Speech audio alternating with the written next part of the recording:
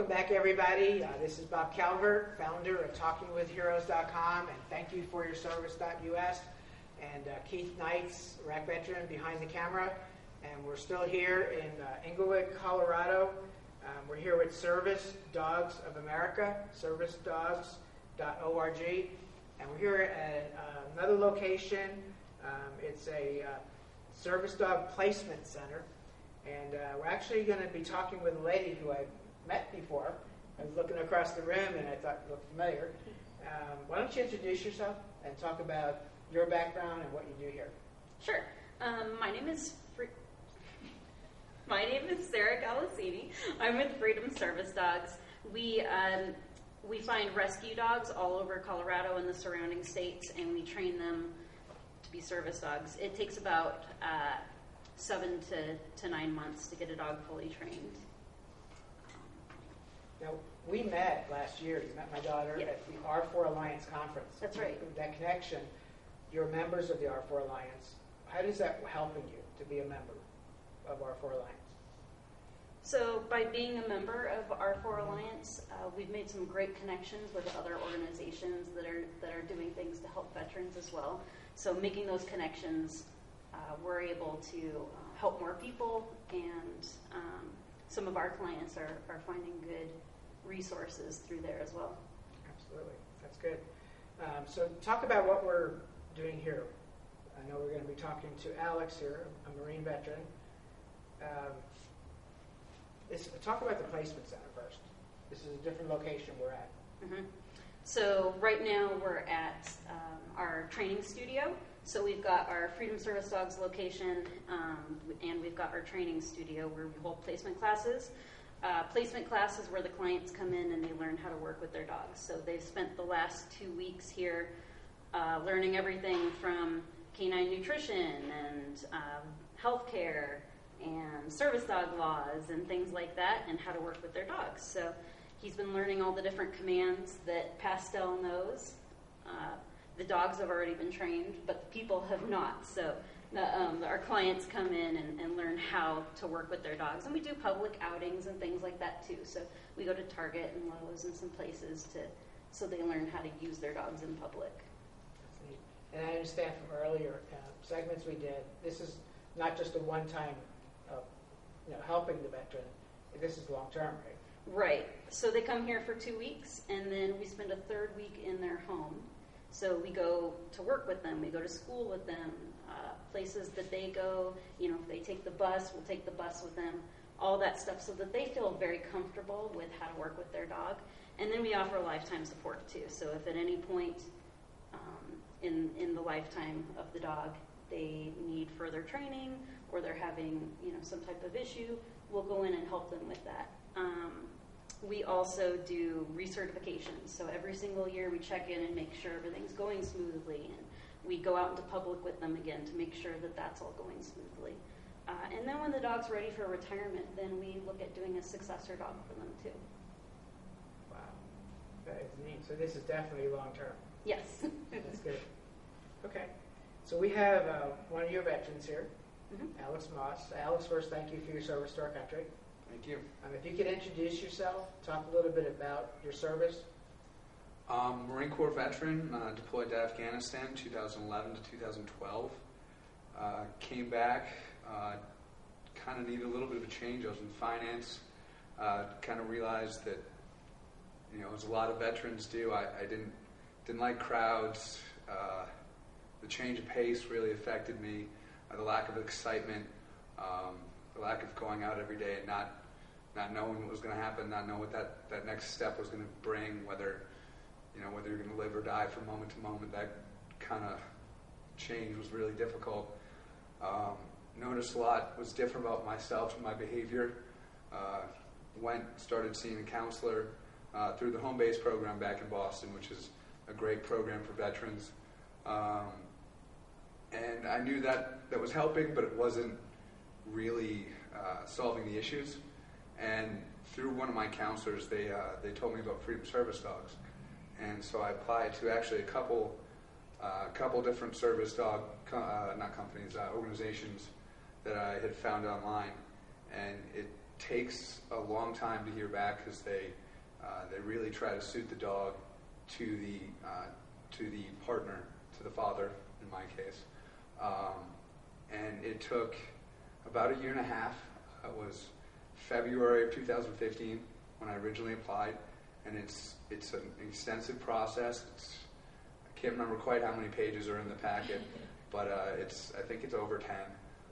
And then there's an interview process that happens as well. I live out in Boston, so it wasn't close.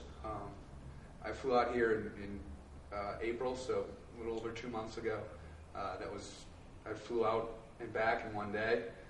So there's not only a large financial commitment on Freedom's side, but also on my side. But I knew that getting a service dog was going to be a really beneficial thing for me because being at the VA numerous times, I had seen vets with service dogs and heard stories of how much they had really touched the veterans' lives and made a difference. And I'd seen too many of my friends have their life go out of control before it was too late. And I knew she was going to make a really big impact on my life. So when Freedom called me back and said, "Hey, we finally found a dog," it was a no-brainer. So that's kind of how I got here. So your dog is Pastel? Yes. Okay. Pastel, hey, watch. Good girl. Good girl. And I've had her for 2 weeks now, training every day for 4 hours a day. She started coming home with me last Thursday. So I've had her back at the hotel for about 10 days now. And the bond, it's incredible. It definitely gets much stronger every day. You can tell that they've been with their trainers for around 8 months.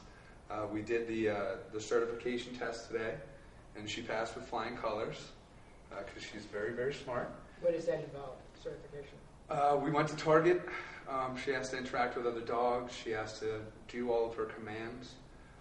She has to go into the restaurant at Target and behave, go under the table, not move around, lay down and stay. She has to also interact with a little kid, with an older person, let them pet her. She has to be a well-behaved service dog and interact with me as a well-behaved service dog, which is actually harder than it seems because they do it with their trainer as the person who's testing them. So you have somebody who's been training them for 8 months, who's right in front of them testing them, and then somebody who's been with her for 2 weeks who's trying to get her attention. And Pastel, manners, good girl. Good girl. But she, like I said, she passed with flying colors. Now, there's going to be at least two more commands that I'm going to teach her. One of which is going to be to go into the house in front of me and go turn on a light. Another one is going to be to, is it post and place, where she stands behind me in between somebody else in public? Post and block. Post and block. So that's going to be for crowds because I don't do crowds well. That'll allow me to go to baseball games, be out in public. I mean, I do construction in Boston, so it's a big thing to be able to do. But she's definitely going to make a huge impact, and I'm elated to have her. Do you have family back in Boston too? I do. I'm married. I'm married. Children? No, not yet. Okay. I'm bringing home my first child now. Yeah. But for the first month, in fact, my wife can't really interact with her. She can say hi for a minute, and then that's about it. And that's to make sure that you solidify the bond with your dog, because that's really your dog.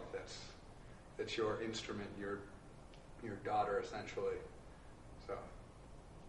Wow, that's incredible. Congratulations. Thank you very much. Is there anything else you'd like to add? We would just like to thank our volunteers and our sponsors and donors and Purina. Okay, great. So we'll be back here tomorrow at your service dog graduation to talk about what's going to happen. So graduation is several different classes combined. It's a celebration of the clients and the dogs together. So this class that just wrapped up their 2 weeks, those clients will be there, as well as our earlier classes. We had some service dogs that graduated, that did their placement class a little bit earlier this year, and some therapy dogs as well. So you'll see all of those guys tomorrow. Excellent. Well, it's good to meet you again. It's good meeting I you appreciate again. all you're doing. Okay. No idea I was going to walk in and meet somebody. I knew. It's fun.